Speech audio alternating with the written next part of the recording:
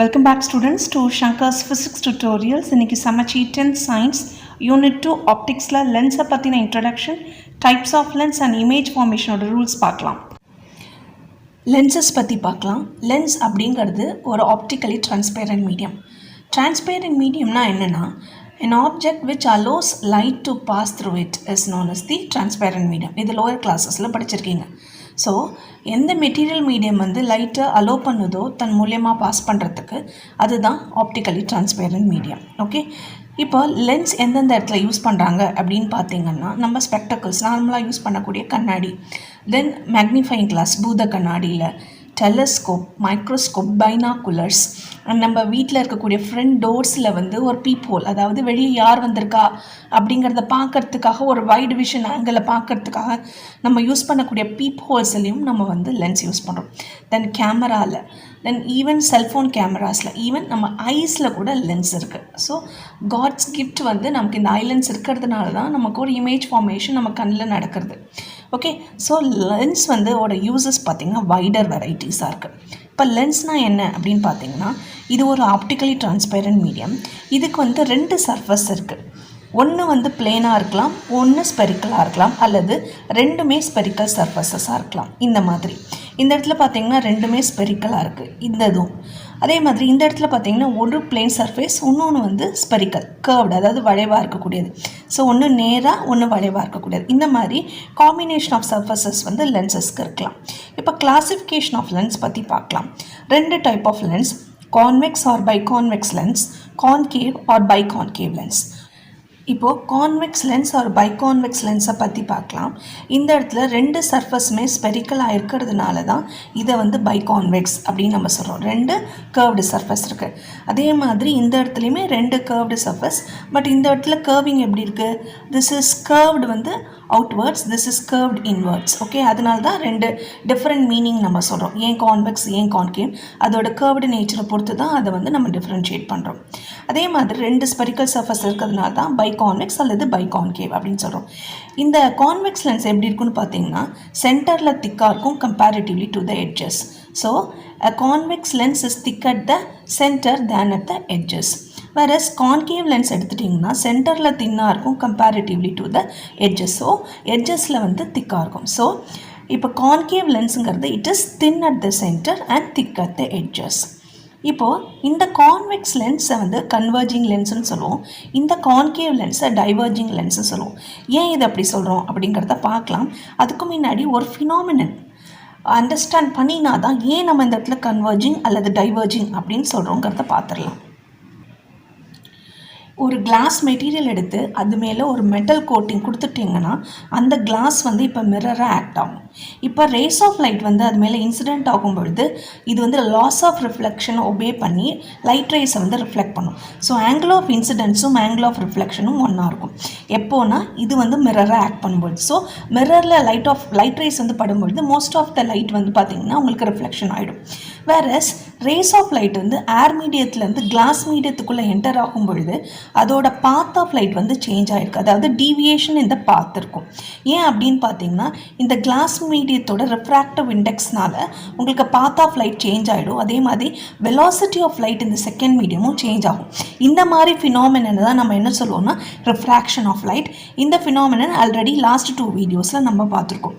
இப்போது இந்த லென்ஸில் என்ன ஃபினாமினன் நடக்குதுன்னு பார்த்தீங்கன்னா ரிஃப்ராக்ஷன் ஆஃப் லைட். இப்போ கான்வெக்ஸ் லென்ஸ் எடுத்துக்கோங்க.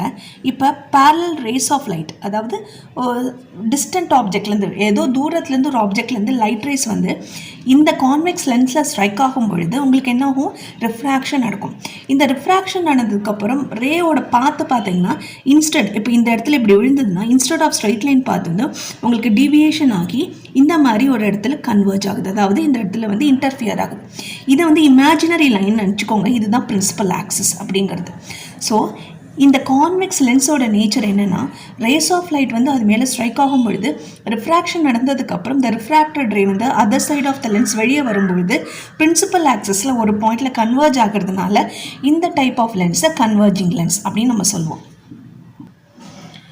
whereas இது கான்கேவ் லென்ஸில் இது வந்து இமேஜினரி பிரின்சிபல் ஆக்சிஸ் நினச்சிக்கோங்க. இதே மாதிரி இதுலேயுமே பேரலல் பீம் ஆஃப் ரேஸ் வந்து உங்களுக்கு கான்கேவ் லென்ஸில் ஸ்ட்ரைக் ஆகும் பொழுது இந்த இடத்துலையும் அகெயின் ரிஃப்ராக்ஷன் நடக்கும். ஆனால் இன்ஸ்டெட் ஆஃப் கன்வர்ஜிங், அதாவது ஒரு இடத்துல குவியறதுக்கு பதிலாக என்ன ஆகும், ஸ்ப்ரெட் அவுட் ஆகும், பிரிஞ்சு போகும், ஸ்கேட்டர் ஆகிற மாதிரி போகும். இதுவும் ஒரு டைப் ஆஃப் ரிஃப்ராக்ஷன். அதனால் லைட் ரேஸ் வந்து டைவர்ஜ் ஆகி போகிறதுனால இந்த டைப் ஆஃப் லென்ஸை வந்து டைவர்ஜிங் லென்ஸ். ஸோ இந்த மெயினாக இந்த ஷேப்பை பொறுத்து தான் உங்களுக்கு கன்வர்ஜிங்காக டைவர்ஜிங்காக அப்படிங்கிறது வந்து உங்களுக்கு டிசைட் ஆகும். இப்போ டைப்ஸ் ஆஃப் லென்சஸ் பற்றி பார்க்கலாம். So other types of lenses பற்றி பார்க்கலாம். கன்வர்ஜிங் லென்ஸ் அப்படின்னு சொல்லும்போது கான்வெக்ஸ் லென்ஸ். பைகான்வெக்ஸ் லென்ஸில் 2 ஸ்பெரிக்கல் சர்ஃபேஸ் இருக்குது. பிளேனோ கான்வெக்ஸ்னால் ஒரு சர்ஃபேஸ் பிளேனாகவும் ஒரு சர்ஃபேஸ் வந்து கர்வ்டாகவும் இருந்தால் இது வந்து பிளேனோ கான்வெக்ஸ். தென் பாசிட்டிவ் மினிஸ்கஸ் அப்படின்னு சொல்லுவோம். இந்த மாதிரி சர்ஃபேஸ் பார்த்தீங்கன்னா இதுலேருந்து உங்களுக்கு ரொம்பவே டிஃப்ரென்ஷியேட் ஆகி தனியாக தெரியுது.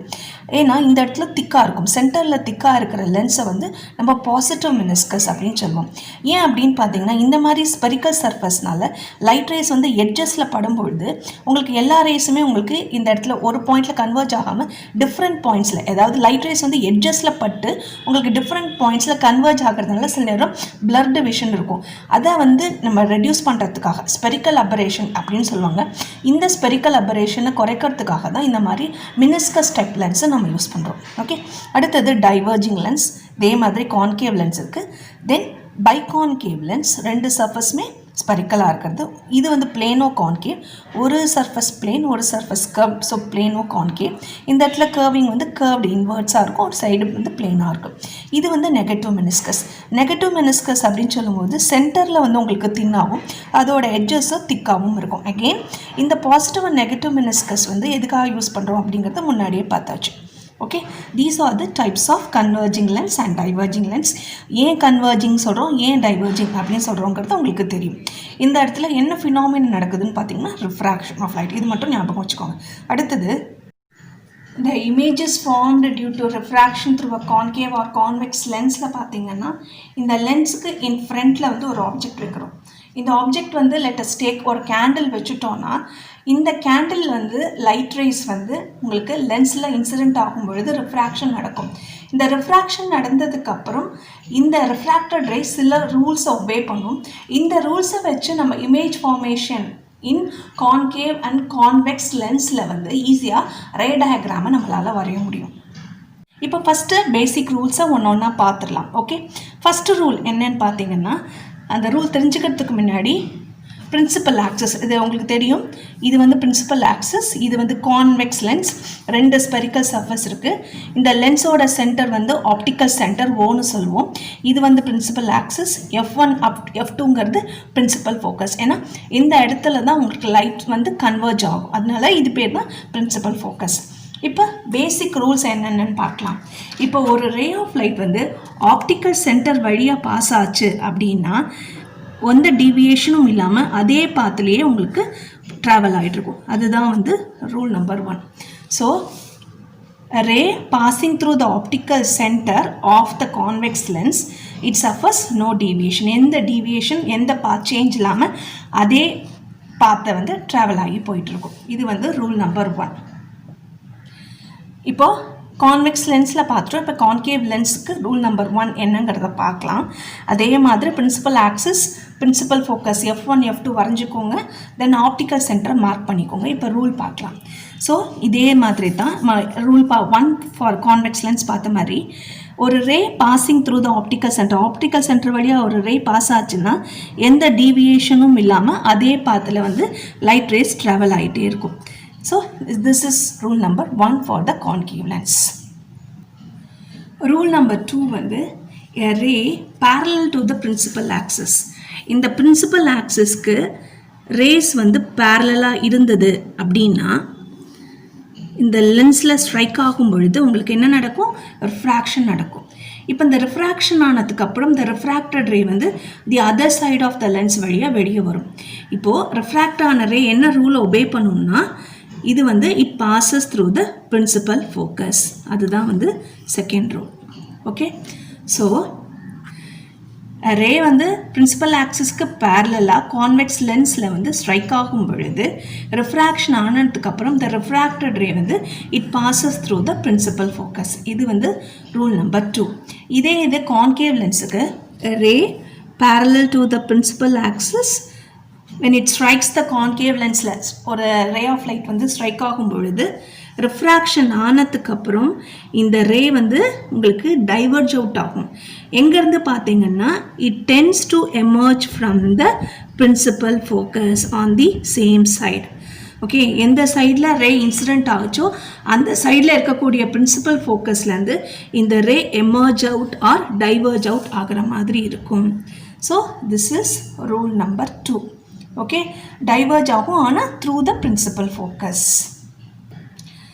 தேர்ட் ரூல் பார்த்தீங்கன்னா ray passing through the principal focus. அதாவது ஒரு ரே வந்து பிரின்சிபல் ஃபோக்கஸ் வழியாக ட்ராவல் ஆகி உங்களுக்கு கான்வெக்ஸ் லென்ஸில் ஸ்ட்ரைக் ஆச்சுன்னா இது ரிஃப்ராக்ஷன் நடக்கும். ரிஃப்ராக்ஷன் நடந்ததுக்கப்புறம் இந்த ரிஃப்ராக்டட் ரே வந்து it is parallel to the principal axis.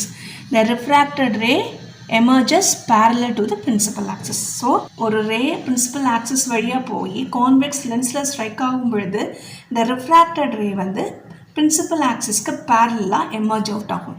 இதுதான் rule number 3. Rule number 3 for the concave lens வந்து ரே வந்து directed towards the principal axis.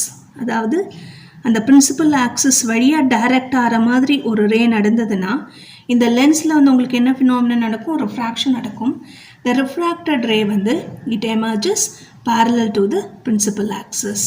இதுதான் rule number 3 for the concave lens. So a ray directed towards the principal focus of a concave lens after refraction, the refracted ray emerges parallel to the principal axis.